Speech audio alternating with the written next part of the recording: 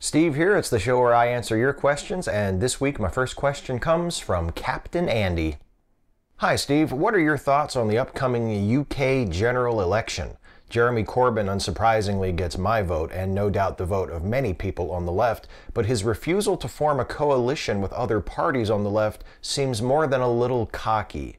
It seems to me he's either supremely confident or supremely deluded. For all our sakes, I hope he knows what he's doing. I am not looking forward to reliving the 80s, popular culture accepted.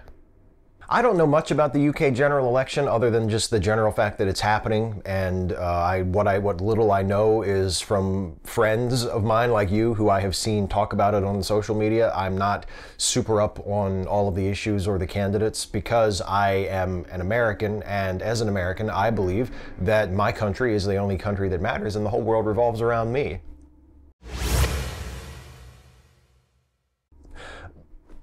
But as far as Corbyn being unwilling to form coalitions, I mean, just from my own admittedly not that well-informed perspective over here on this side of the Atlantic, it seems a little presumptuous. It seems like maybe he's putting the cart before the horse. Wouldn't a coalition government that is left-leaning be preferable to a conservative-controlled government?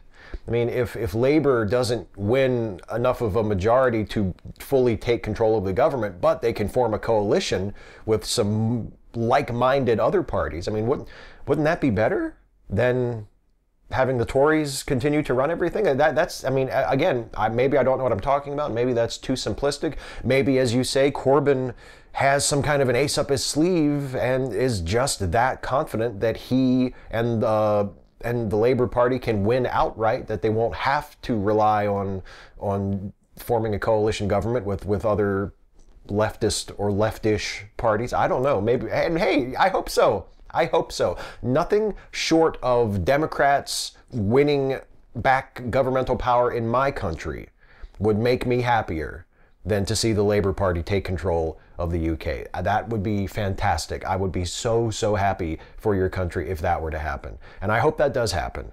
And I hope that if it doesn't happen, that it is not the fault of Jeremy Corbyn being too much of a purist and refusing to be open to a coalition. A posteriori unum. Hey Steve, I am a patron because of your An Atheist Reads series. I think it is fantastic and very helpful. I watched all of the series. I'm an atheist and I love to debate and have discussions with people about all sorts of things, especially about religion. I was wondering if you ever considered or would consider doing a series of response videos on the subject of religion, maybe called An Atheist Responds. I would personally find it very rewarding and likely very interesting, especially with your articulate speech and cutting sarcasm. Well, on behalf of my articulate speech and my cutting sarcasm, let me say, with all sincerity, thank you. I don't know. Response videos aren't really my thing. I assume you mean response videos to other people's videos, like find a religious person who made a video on a religious topic and then do a response video to that.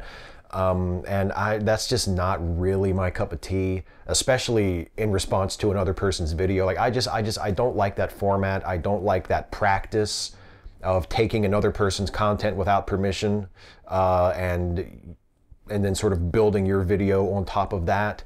I think it's a little different when you are doing it to a book or to written material that you can quote from, like in the Atheist Read series. I think that's a little different than cannibalizing someone's video content and using it for your own. And there are exceptions to this, because there are people whose work I admire greatly who do response videos, like Kevin Logan or H-Bomber Guy. I mean, there are lots of people who do response videos and do just that. We'll show you a portion of the video that they're responding to, and then we'll offer their response. But they are the exceptions to the rule. Most of the people who do response videos are making garbage content. I will be doing more videos on atheist topics in the future, because I'm doing videos now as a part of the Normalize Atheism campaign. And a couple weeks ago I put up my first one about Diagoras of Milos, the first atheist, so-called. And I'll be doing other videos in the future like that, in that format, and dealing with sort of broad topics of interest to atheists or pertaining to atheism in general. But in terms of doing like response videos to religious people, other than the Atheist Read series, which I plan to continue in its current form. I just don't see myself doing that. It's just not something that I'm drawn to. Jester with the Peasants. Dear Mr. Shives, I have to ask you as a Superman fan. I can't express things as eloquently as you. I wanted to know if you ever saw an episode from Justice League Unlimited called For the Man Who Has Everything. This episode was based on Superman Annual Comic number 11, 1985. I would appreciate it if you would watch it if you haven't yet. This episode perfectly shows me how Superman is relatable in many ways. It left me heartbroken. This episode and the emotions it makes me feel is what the DC movies are missing.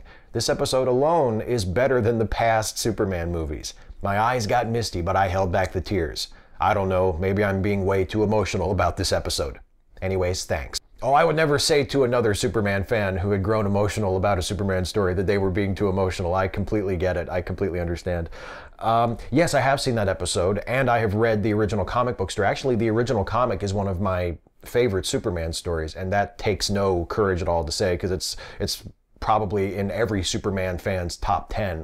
That and also another story from the following year, also written by Alan Moore, who wrote the original comic of What Do You Get for the Man Who Has Everything. He also wrote Whatever Happened to the Man of Tomorrow, which was the final sort of send-off to the pre-Infinite Crisis, or the pre-Crisis on Infinite Earths version of Superman, which is in itself a lovely story. I wouldn't rank it as high as For the Man Who Has Everything, but I would still rank it very highly in terms of Superman stories. Yeah, I think that is a very, very good episode of that series, and I think it shows what the movies are lacking, which is giving us reasons to care about these people. Why should we care about Superman? It's one thing to show Superman as an action figure, to show him punching people, to show him knocking buildings down, to show him flying really fast and doing amazing feats of strength. But as a person, as a character, why should we care about it? Why should I care what happens to Superman? And in the Man of Steel DC extended universe, so far, I have had no reason to care about what happens to Superman.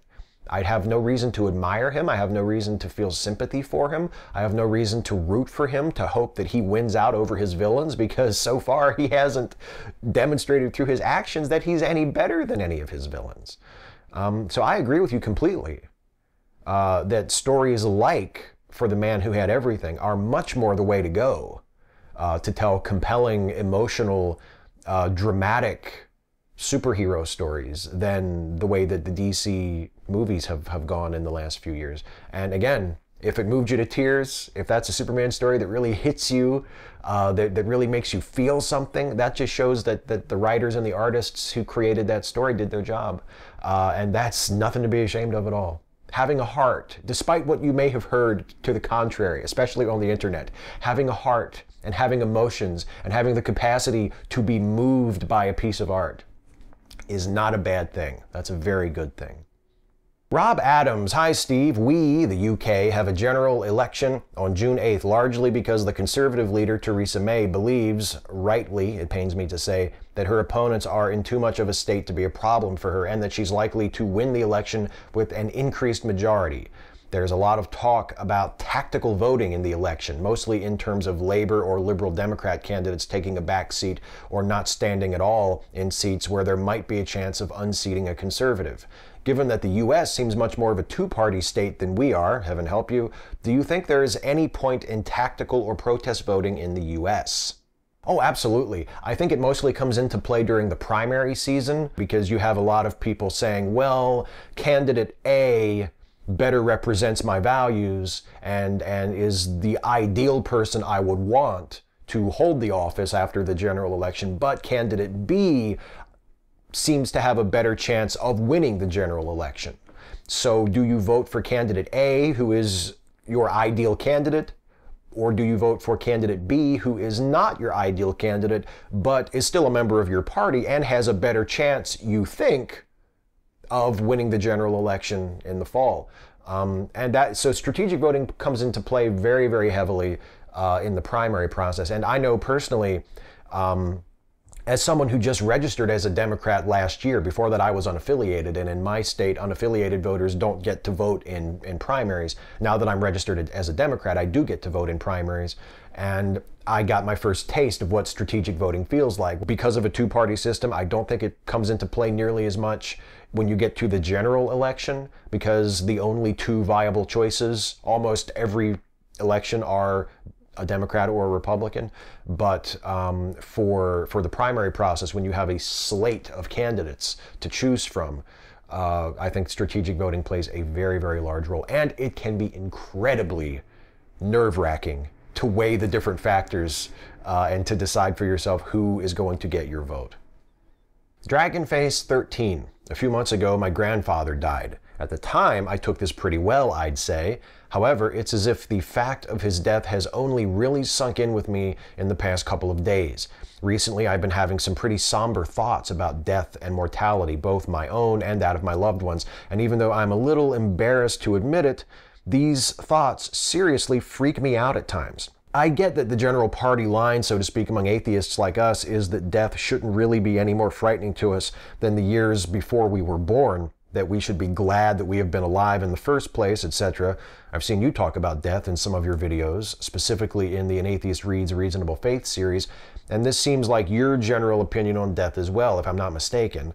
Personally, I get arguments like we should be glad to have even been here in the first place, and similar sentiments usually expressed by atheists. But even though I find those arguments compelling from a rational point of view, for some reason I don't tend to find them very comforting or reassuring, emotionally speaking. So my question to you, your general down-to-earth and, in my opinion, brave attitude towards death notwithstanding, are there moments where you are still troubled by the idea of death? If so, how do you deal with those feelings? Any insights you could offer would be greatly appreciated. It bothers me every time I think about it.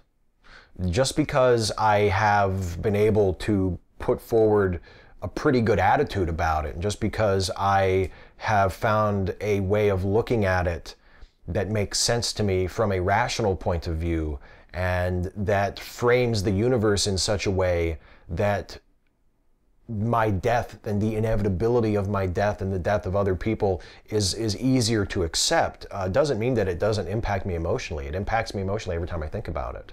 Every time I think about the inevitable fact that I'm going to die someday, that there will be a final moment of my life and then I will be gone. Personally, I don't know how you ever get over that.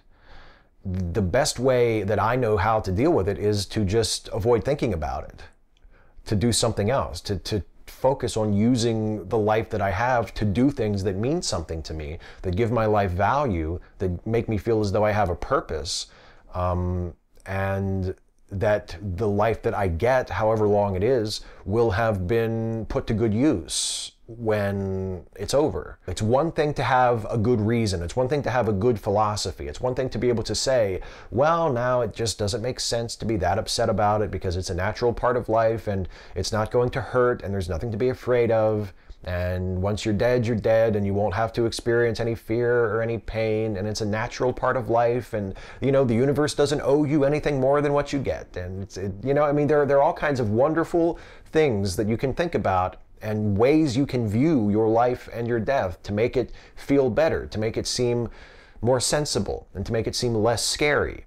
But emotionally, selfishly, it's never not going to bother me until I'm dead. And that's the problem. Secular Scholar, hey Steve, just would like you to check my logic here, and while there is irony in that statement, it is unintended but unavoidable. Isn't logic an emergent property of thought, meeting and dealing with consistency? If there is no thought, how can there be logic? What does a rock need with logic? But it does need consistency for it to remain a rock, and when you have thought without consistency, can you find any logic? Is this something that somebody has hit on before?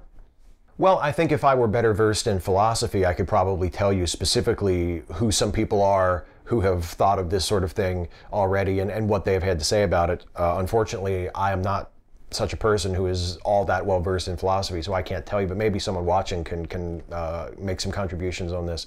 But yeah, I agree with you. I think if there were not rational minds to perceive the universe, even if the universe were exactly the same in our absence, you could not say that logic existed, because logic is that which we use to notice that the universe makes sense and then to make judgments, to make decisions, to make inferences on the basis of that sensible universe. And if we were not here, or some logical being were not here to perceive the universe and to make decisions based on the predictability and the order and the patterns that we see in it, then yeah, I don't think you could say that logic exists. I don't think rocks have logic. It's not even that they don't have a need for it. They don't have the capacity for it.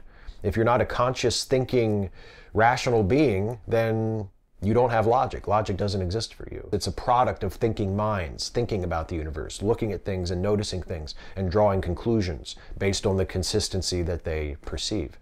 So yeah, I agree with you. If there were no people to think about the universe logically, then there would be no logic. There would just be rocks, and there would be no logic because rocks don't think. Joe McClory, I couldn't agree more about not letting the perfect be an enemy of the good, but I was wondering how you feel about incremental change when it is far slower. The example you used during the hangout was if you can get 85% of what you want, you should go for it, even if you really want 100%.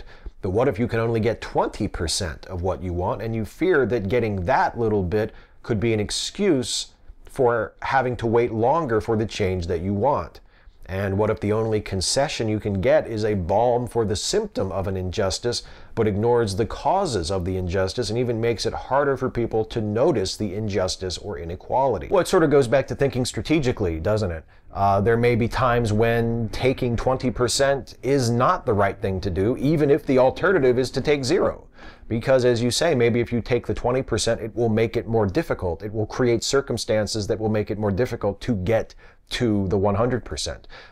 A possible example of that may turn out to be the Affordable Care Act, which is, I think, a good thing and is certainly an improvement over the system that we had before, but has been so attacked by Republicans, and Democrats have had to so zealously defend it, that I think a lot of Democrats and a lot of progressive people in general may be so attached to the ACA that they will lose sight of the fact that the ultimate goal should be a single payer system, should be to do away with private insurance altogether, and to just have health coverage, health care as a right of all people that is accessible to everyone, whether they can afford health insurance or not. It may be that in the long term, the Affordable Care Act will make that struggle more difficult, because people will be more focused on defending it than using it as a stepping stone to a greater reform. And yeah, the thing is, real life is full of things like that. It's full of situations like that, where a good sound principle that works most of the time, like don't let the perfect be the enemy of the good. If your choices are between 0% and any number greater than 0%, take the greater number, because it makes no sense to accept 0 when you can get 5 or 10 or 50 or 75. But there may be times in real life when taking the 0 is the strategically better option, because then you can come back stronger the next time, and instead of having to settle for 20, you might get 30 or 50 or 60. And the real bear of it is you won't always know when those times are. There may be times when you don't take the 20 when you should have, when you'll come back the next time thinking, okay, we're not settling for less than 60 this time. And you realize, oh shit, I should have taken the 20. There's no way I'm getting this. You'll never know. Real life is a lot more complicated and a lot more difficult than we imagine it to be when we try to theorize and to view it through the glasses of just seeing everything in principle. That's just the way it is. I'll tell you what I do know, though. I can predict this much. I can predict that that was the last question of that portion of the video, and it's time now to move on to the next portion of the video, which will go a lot quicker than this one, I think. It's a little thing I like to call the lightning round. Terry Williams, Steve, I was browsing through the old 5 Things series videos to show a specific one to my girlfriend. The video about Ann Coulter, your rant in that one was epic. Sadly, it is now private. Any particular reason it can't be made public again? That's the episode where I say the C word like 20 or 30 times in the space of a couple of minutes. At the time, I thought it was funny. Now I think, you don't need to say the C word that much. That's, so I made the decision to make that video private. I'm sorry that you don't get to watch it. I'm glad you enjoyed it, but it's just something that I decided that no longer represents something that I want to be out there. Lucas Hackett, hey Steve, I got a video game related lightning round question for you, so here it goes. Bowser from Super Mario Brothers or Goro from Mortal Kombat? Which one of them would you think would win in a street fight? Well, I mean, it would have to be Goro, right? Wasn't the backstory of the first Mortal Kombat game that Goro had won the tournament for like the last 1,000 years or something? He's the guy with like 4 arms, right? I mean, yeah, I don't really see what's Bowser going to do? Jump? Is he going to jump? When Goro comes and tries to tear him apart with his 4 fucking arms, Bowser will just jump. No, I think Goro's going to win that. Joshua Purvis, hi Steve, hope you're okay. My question is that would you do a review of the Rocky movies on the podcast? And what do you think about the new Spider-Man movie, Spider-Man Homecoming? We are almost certainly going to get around to doing Rocky on late seating at some point. I don't know exactly when. We have no particular plans to do it anytime in the near future, but it's inevitable. I mean, we're going to do Rocky at some point.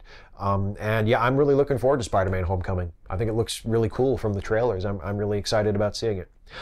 Justin Parallax, question for you, Steve. Your childhood friend who threw the temper tantrum because he didn't get all the candy he wanted and grew up to be a Republican. Trump supporter? Do you think there's a link there? I don't know if he's a Trump supporter because we were never close. Like I haven't spoken to him for years, so I don't know if he's a Trump supporter or not. He did get some advanced degrees. Like he went to college, and I'm pretty sure he got a master's degree at least. So I don't know. How did the voting skew for Trump as far as education? I think educated people voted for him in lesser numbers than people who didn't have higher education. So maybe he's definitely a Republican. But I don't know if he was a Trump supporter or not. Maybe he was one of those people who just voted for Trump because he was the nominee. And if he was, fuck him. I would say fuck him anyway, because I never really liked him. But anyway, Luke Lee, speaking of anti-SJWs being anti-Semitic, have you ever noticed how many conspiracy theories about the New World Order, the Illuminati, or shape-shifting reptiles are also pretty anti-Semitic? Oh yeah, there's a reason why they call anti-Semitism the mother hate. It underlies so much stuff that you might not even expect. Like, for instance, if you're just becoming familiar with like the shape-shifting space lizard conspiracy theory, and you look into it and you think, oh God, this is really anti-Semitic. You might not think that at first, but it is. It's not just the mother hate, it's like the mother paranoia. It's the fuel for so much just ridiculous pseudoscientific conspiracy theorist horseshit, not to mention racism and hatred and all these other awful things. Yeah, it's anti-Semitism permeates so much of the dark underbelly of humanity. It's really amazing. Sabrina Lozides Meredith, I know you love Patrick Stewart, so have you seen last year's film Green Room? If so, thoughts? If not, do you want to see it? I loved it, but now I'm scared of Captain Picard. Yes, I thought Green Room was amazing. I was very impressed with it. I watched it expecting it to be like, oh, this will be a good little movie. Hopefully it'll be fun, you know, because Anton Yelchin was in it, and of course Patrick Stewart as the main sort of villain. And I was just watching it thinking, oh, this would be a nice hour and a half, you know, and I was very impressed. I thought it was a really, really, really good movie. And Patrick Stewart was phenomenal. Patrick Stewart, not the guy I would cast to play the leader of like the skinhead gang, but god damn did he do a good job. Dylan Jones, is that still your magic NASA space pen in your shirt? Why do you keep a pen on your shirt? Do you hate pants pockets? Yes, it is my magic NASA space pen. It's right here. It is my astronaut pen that is capable of writing upside down and underwater and in zero gravity. And I keep it in my shirt for no practical reason. It started as, well, it's nice to have a pen, and I often will not wear shirts with chest pockets, so I just clipped it in my collar just so I would always have a pen. But as the years go by, the need for a pen becomes less and less urgent in this land of the future when everything is touch screens and light pens and styluses. So I don't need it as often, but now I just carry one anyway because it's just what I do. It's just an affectation. I'm just a huge phony. My whole life is just a fraud. It's just a shallow facade. And now you've forced me to admit that in public. I hope you're happy. Samuel Sturgill. Hi, Steve. I know you like to debunk conspiracy theories / theorists, such as your 5 Stupid Things video about Alex Jones. But are there any conspiracy theories that you think could be true? Because some have turned out to be real. No. There are some conspiracy theorists who will say, well, what about this, what about that? You know, the anti-government conspiracy theorists who believe that that everything the government does is bad and evil. So when it turns out that someone in the government did do something bad and evil, they will point to that and say, aha, see, what have we been telling you? But that's just a coincidence. That is not a validation of their method. That is not a validation of their ideology or their incredibly warped, poorly informed views of the world. It's not scientific, it's not critical, it's not rational, and if it happens to bump into something resembling the truth every now and then, that is just a coincidence. That's it for the questions, everybody. It's time now for the shout out, and the shout out this week, as has been my custom since the inauguration of Donald Trump, goes not to a YouTuber or a podcaster or something like that, but to an organization that is doing very good and very necessary work. And this week the shout out goes to a group called Rainbow Railroad. It helps persecuted LGBTQ people escape their persecution and start their life anew in a safer, more tolerant, more welcoming place. I assume that all of us have been aware, at least somewhat, of the awful situation currently going on in Chechnya, where there are widespread reports of gay people being arrested, being taken away, being killed in some cases, while the government of Chechnya denies that any of it is happening and makes the incredibly chilling excuse, well, we're not persecuting gay people because gay people don't exist here. It is the mark of a very closed, very intolerant, very authoritarian society, and LGBTQ folks are being persecuted brutally and relentlessly in Chechnya at the moment and in other parts of the world as well. And the Rainbow Railroad is an organization that does whatever it can to help as many people as it can to escape from those parts of the world where they and find somewhere else where they can start their lives, where they will not be as threatened and as oppressed as they are in their homeland. So it's an excellent organization. As I say, its work is tragically very, very needed in the world at the moment. So if you want to learn more and perhaps donate to help them in their work, or just learn more about what they do, you can go to rainbowrailroad.ca to find out more and to help them out. I would really, really recommend it. That's the shout out.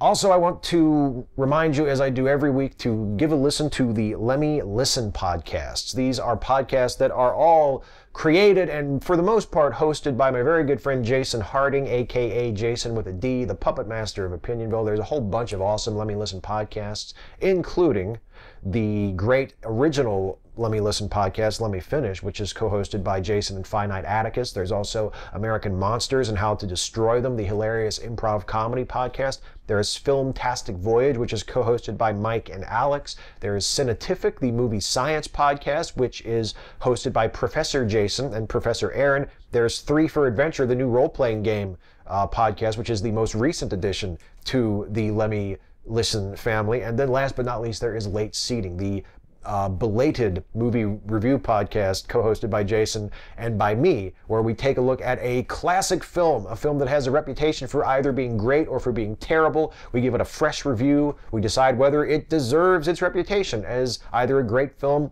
or a terrible film. You can listen to our most recent episode of Late Seating, which is our review of The Silence of the Lambs, and you can get ready for our next episode, which is about one of Jason and I's favorite films in the whole world, The Third Man, starring Joseph Cotton and Orson Welles. We're going to do that for next week's episode, so you can do some homework and watch The Third Man between now and then, so you get all the jokes and you know what we're dealing with when we do our Late Seating review of The Third Man. And in the meantime, you can listen to all of the past episodes of Late Seating and all of the episodes of all of the excellent Lemme Listen podcasts by going to lemmelistenpodcast.com. That's it for me, everybody. I am out of here for another week. Thank you all so much for watching. I want to remind you, as always, if you have a question for me, please leave a comment on this video. Ask me your question for next time in the comment section of this video, and I will answer as many of your questions in the next video as I possibly can. I cannot do this without you. In order for these videos to exist,